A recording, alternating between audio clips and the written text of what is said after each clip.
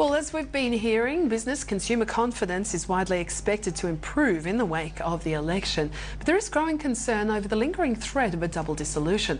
Let's get some more of the impact of the new government on workplace relations. And we're joined by Joydeep Hoare, Managing Principal at People and Culture Strategies.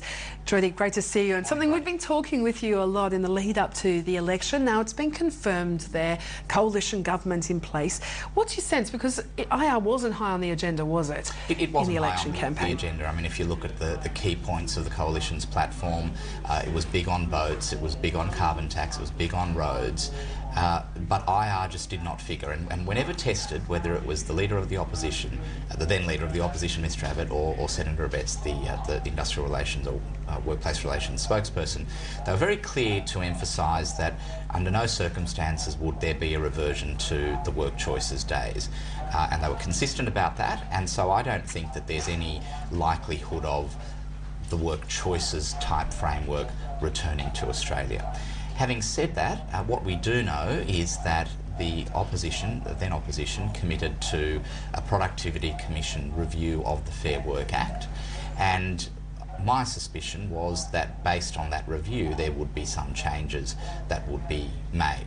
And that's not a bad thing. I think most objective commentators would say that the Fair Work Act has done some good things, but it has shifted the balance too much the other way, and the balance does need to be brought back to what's been described as that sensible centre.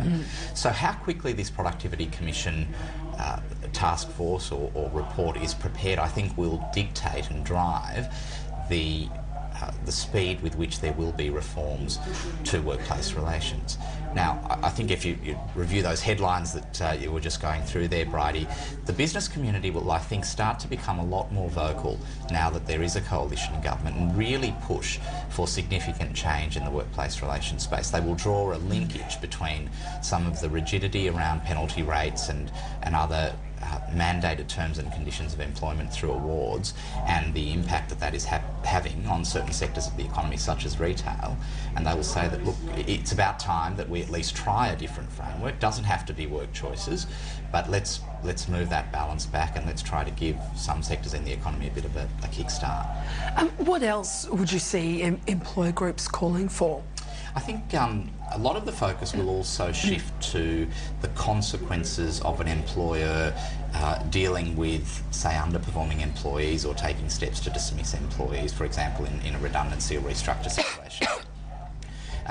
What we have seen over the last few years under the Fair Work Act is that there's been an unprecedented number of employee claims, both during the course of employment and at the cessation of employment. And a lot of employers who we're dealing with and advising are saying that you almost can't take any steps against your employees anymore.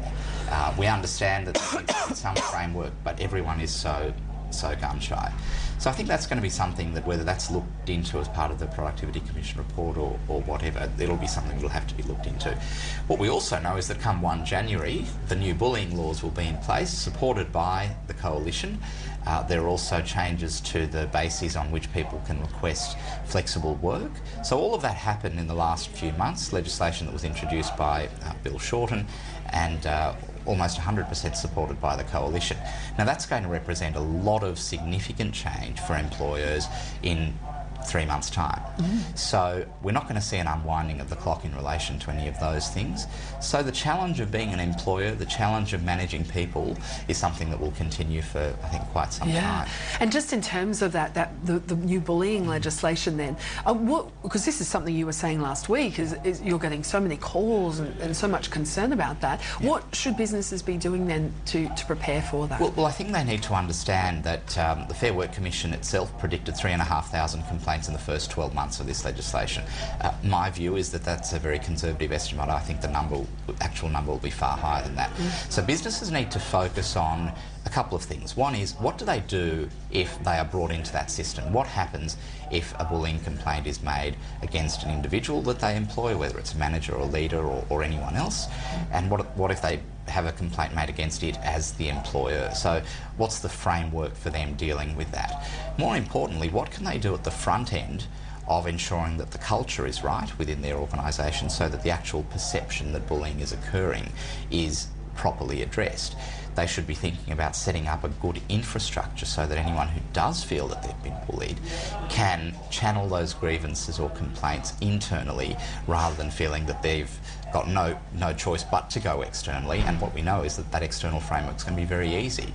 And the definition of bullying is so subjective. It talks about any repeated act or conduct that's not reasonable that creates a risk to health and safety. Now, that is an extremely subjective definition, and deliberately so, to deal with the fact that different people's perceptions of bullying differ.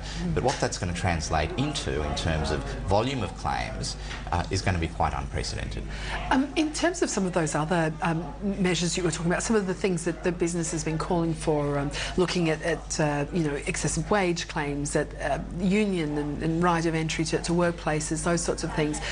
What do you see that the coalition trying to sort of address? You're talking there about the Productivity Commission review that you think will come quite soon in the new term. Yeah, I expect that it will.